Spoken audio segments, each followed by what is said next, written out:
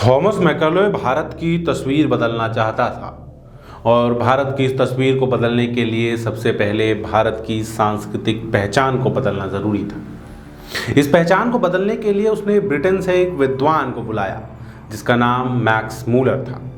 Max Muller Bharat आया। Max Muller ने भारत में वेदों का अनुवाद करने की शुरुआत की। मैक्स मूलर एक चिट्ठी में अपने बेटे को लिखता है कि भारत का साहित्य, भारत के वेद कुछ भी नहीं है। अगर मुझसे कहा जाए तो मैं कहूँगा सबसे पहले न्यू टेस्टामेंट आता है, उसके बाद कुरान जो कुछ हद तक न्यू टेस्टामेंट से ही प्रभावित है, उसके बाद ओल्ड टेस्टामेंट, फिर त्रिपिटक और तब कहीं जाकर वेद आते हैं। वेदों का कोई मतलब नहीं है, बिना मतलब के वाक्य हैं, बिना मतलब के शब्द हैं जिनका कोई अर्थ नहीं निकलता।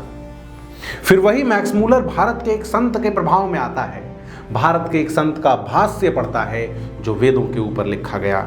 इसी के कुछ सालों के बाद मैक्स मूलर एक सभा का आयोजन करता है जिसमें उसकी बात का विषय होता है what we should learn from India, हम भारत से क्या सीखें। जिसके बाद मैक्स मूलर कहता है कि अगर दुनिया को ज्ञान के लिए कहीं देखने की आवश्यकता है तो वो भारत की तरफ देखेगा। मैक्स मूलर के ऊपर इतना गहरा प्रभाव छोड़ने वाले ये संत थे स्वामी दयानंद सरस्वती। वो स्वामी दयानंद सरस्वती जिनके लिए सरदार पटेल कहते हैं कि भारत में स्वतंत्रता आंदोलन की नींव स्वामी दयानंद सरस्वती ने रखी थी, जिनके लिए पट्टाभी सीतारमैया कहते हैं कि अगर गांधी भारत के राष्ट्रपिता हैं तो स्वामी दयानंद सरस्वती राष्ट्रीय पितामह हैं, जिनके लिए वीर सावरकर लिखते हैं कि दयानंद सरस्वती भारत के पहले स्वतंत्रता सेनानी थे।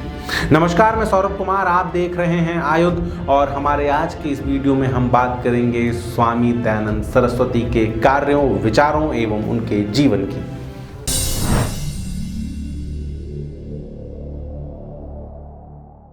स्वामी दयानंद सरस्वती का जन्म 12 फरवरी 1824 को गुजरात के टंकारा में हुआ था। जैसे सारे बच्चे होते हैं वो भी उधम कूद करने वाले थे, आनंद करने वाले थे, लेकिन उनके मस्तिष्क में छोटे छोटे सवाल हमेशा आते रहते थे। इन्हीं सवालों के जवाब ढूंढने के क्रम में स्वामी दयानंद सरस्वती का आकर्षण अध्यात्म की तरफ होने लगा। जब बच्चे का ध्यान अध्यात्म की तरफ जाते देखा तो माता पिता घबरा गए, जैसे घबरा जाते हैं।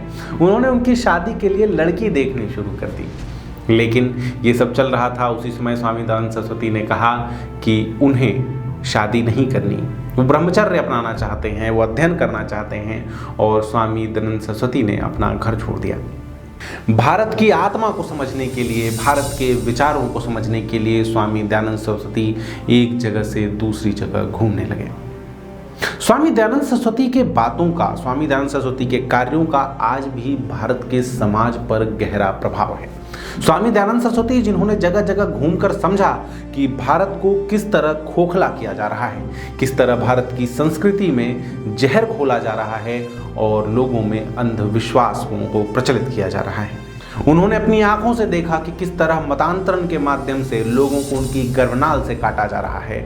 जिसके बाद स्वामी दयानंद सरस्वती शुद्धि आंदोलन की शुरुआत करते हैं।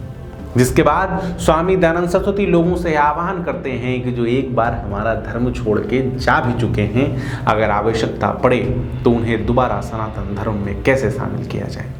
स्वामी दयानंद सरस्वती जो अपने मानने वालों से कहते थे कि वो अपने धर्म में हिंदू ना लिखें, उसकी जगह सनातन धर्म लिखें, क्योंकि हिंदू शब्द का अर्थ सही नहीं है, ये शब्द विपक्षियों का दिया हुआ है। स्वामी दयानंद सरस्वती ने सबसे पहले स्वराज का नारा दिया। स्वामी दयानंद सरस्वती ने सबसे पहले विदेशी वस्तुओं की होली जलाई थी। स्वामी दयानंद सरस्वती की दृष्टि स्वतंत्र भारत की दृष्टि थी, भारत के स्वतंत्र समाज की दृष्टि थी। स्वामी दयानंद सरस्वती हरिद्वार में रह रहे थे, हरिद्वार में उनका प्रवास चल रहा था। इस दौरान कुछ लोग उनसे मिलने के लिए आए।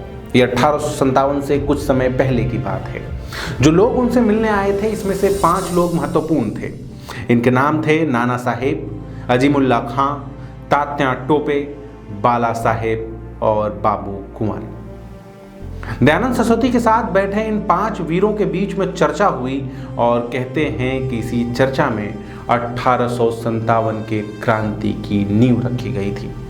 जब स्वामी दयानंद सरस्वती हरिद्वार आ रहे थे उस दौरान वो रास्ते भर लोगों से मिलते हुए आए, प्रवचन करते हुए आए, और वो लिखते हैं कि इस दौरान वो भांप गए थे कि अब भारत के लोग परतंत्रता की इन बेड़ियों से थक चुके हैं, अब वो स्वतंत्र होना चाहते हैं, अपना स्वयं का राष्ट्र चलना चाहते हैं, और इसी दिशा में वो इन वीरों का मार्गदर्शन करते हैं। यहीं पर 1857 के क्रांति की योजना बनती है। यहीं पर योजना बनती है कि किस तरह भारत के संत रोटी और कमल के माध्यम से संदेश एक जगह से दूसरी जगह तक पहुंचाएंगे।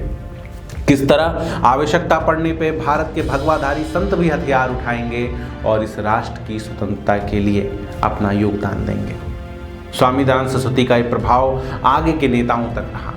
आप बात लाला लाजपत राय की करें या आप बात करें गोपाल कृष्ण गोखले की, सब स्वामी दयानंद सरस्वती के विचारों से प्रभावित थे, और स्वामी दयानंद सरस्वती के विचारों से प्रभावित होने का एक बड़ा कारण भी था।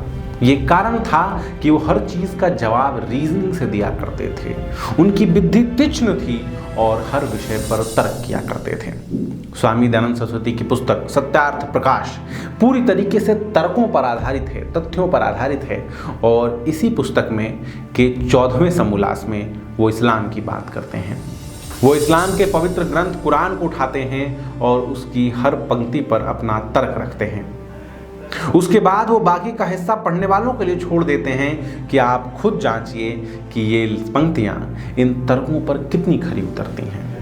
अगर ऐसा है तो ऐसा क्यों है, ऐसा होना क्या संभव है, ये सवाल वो बार बार पूछते हैं। इसी तरह स्वामी दयानंद सरस्वती बाइबल को भी अपनी तर्कों पर जांचते हैं। उनका ये शास्त्रास्त्र, उनके ये सवाल सिर्फ बाइबल और कुरान तक ही सीमित नहीं थे। वो शिव पुराण, वो भागवत, वो शिव सूत्र सबके साथ तर्कों में आजमाते हैं और उसके बाद अपने सूत्र रखते हैं। उसके बाद स्वामी दयानंद सरस्वती कहते हैं कि वेदों की तरफ लौटो। आज भी स्वामी दयानंद सरस्वती को मानने वाले लोग बड़ी संख्या में हैं। आज भी आर्य समाज भारत को शक्तिशाली बनाने के लिए, भारत के समाज को एक सूत्र में जोड़ने के लिए, भारत को एक सशक्त समृद्ध राष्ट्र बनाने के लिए कृत संकल्पित है। आज भी स्वामी दयानंद सरस्वती के विचार करोड़ों लोगों की प्रेरणा का कारण है।